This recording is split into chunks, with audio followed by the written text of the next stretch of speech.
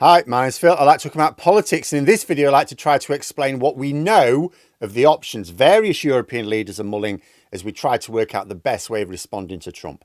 In Europe, it's not just an economic threat, which Trump has aimed at us, but a security one as well.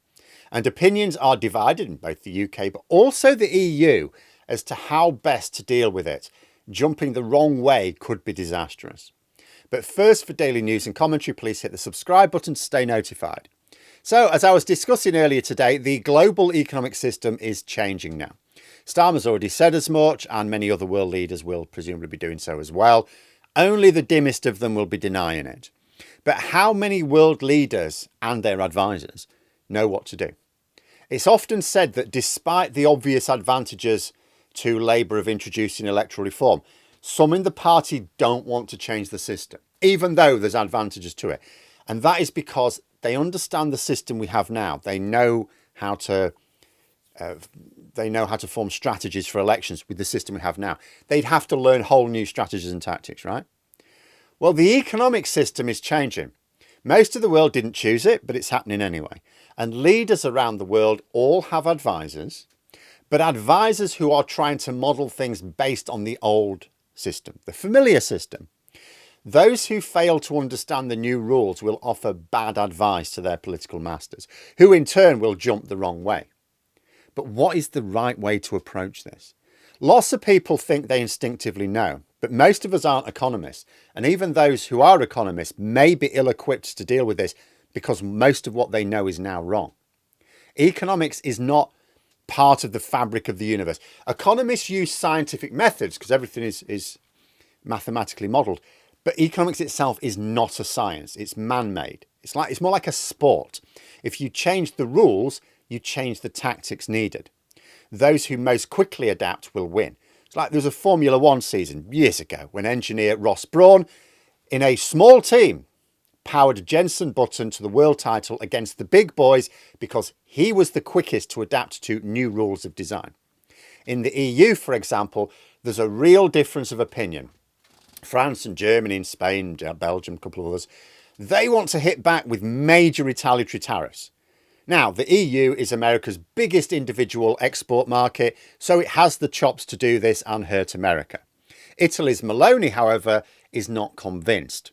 The way the disagreement is being described is that Meloni needs to choose whose side she's on, Trump's or Europe's.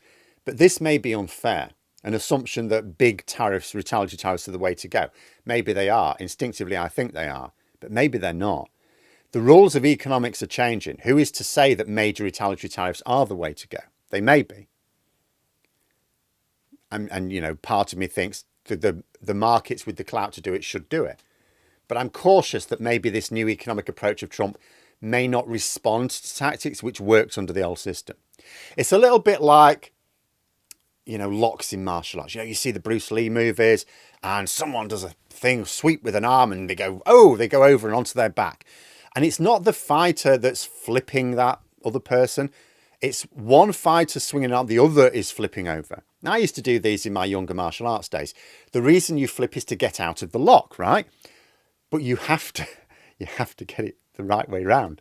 If you flip the wrong way by mistake, you will just rip your arm out of its socket. My brain was never more active than when doing these exercises. And the same applies here. The EU are in a much stronger position than the UK if they act as one.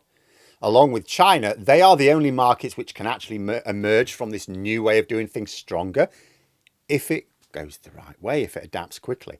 Canada is also retaliating because they have enough trade to punch back, but their economy is not large enough to become a winner from this new world order on their own, right? Like the UK, they are trying to just persuade Trump to leave them out of his trade war. They can't really do anything about the trade war globally. But the same considerations which affect the UK and Canada affect the EU too. They can absolutely target certain products for retaliation risk-free.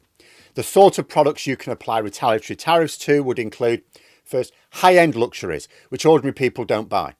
That way you don't add to the cost of living problems. If a couple of billionaires are whining, then whatever. Second, goods for which there are alternatives. Like cars might be an example. Anyone in the market for a new car will still be able to get one within their budget. tariffs might persuade them to buy a European rather than an American car. Could also include spirits, bourbon, for example, anything which either consumers don't really need or for which there will be alternatives for which you can have enough supply so the costs stay down. Where you have a problem is if the retaliatory tariffs hit products which your own public need or really very want, where those extra tariffs would create higher costs or shortages of essentials. That's when you stoke inflation, and inflation has been a government killer of late. Of course, on the other hand, if the retaliation works and Trump is forced to back down, or Congress is forced to challenge Trump properly for fear of being killed in the midterms, then it's worth it. The problem is that Trump doesn't appreciate economic orthodoxy, and Republicans in Congress are weak-ass bitches. So there's a risk that the EU just stoke inflation at home, do not get Trump to back down.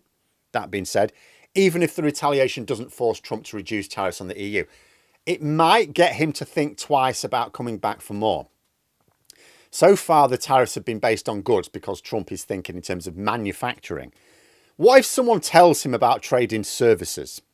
That would really hurt the UK, but it also hurt the EU. But will the retaliatory tariffs make Trump think twice about levying tariffs on services? Or will it make him more likely as he looks for ways to escalate? Trump is so incredibly unpredictable that you get the impression that European leaders should be advised not so much by economists, but by behavioural psychologists. A former economics advisor in Italy, Marco Simoni, has suggested that it would be better not to retaliate, to wait 6 months. America will be in recession. US companies will beg the government to lift the tariffs, he said. Now, again, some people may say that they're already doing that and Trump isn't listening. But maybe even Trump recognises that he cannot survive a recession that he has deliberately created. I think it is genuinely very difficult to know how the EU should proceed. I think it's easier for the UK right now. As I've said before, the diplomatic route is the obvious choice, despite some people wanting us to stick two fingers up at Trump, but that's just self-defeating. Remember, we're not just trying to improve our own trade with America. We're trying to lobby for Ukraine with Trump as well. Trump is really not listening to very many people in Europe right now. So until the strategy has definitely failed, it's the obvious choice. But for the EU, I think it's a genuinely tough call. And maybe responding in tried and tested ways works, or maybe it doesn't, with a completely different economic system. Retaliatory tariffs are all about psychology, aren't they? They're about raising the stakes so high that the original aggressor falls. But if Trump is fine with the idea of the US stock market crashing as badly as it has, when the big losers in that fiasco are the people who funded his campaign, why would he give a shit about American businesses who didn't contribute to his campaign? So what do I think? I think the EU should offer up some retaliation. I think retaliate on the sort of products I talked about before, very strategic, high-end luxuries, other products for which there are alternatives and for which you can increase your own supply if necessary so that you don't stoke inflation. Beyond that, I think European leaders should, in all seriousness, take a step back, assemble a cross-discipline team of economists, psychologists and diplomats to observe what Trump is doing. Recognise that dealing with Trump is not like anything they've had experience of before. You know, that they need to challenge the current orthodoxy or they risk flipping the wrong way and ripping their arm out.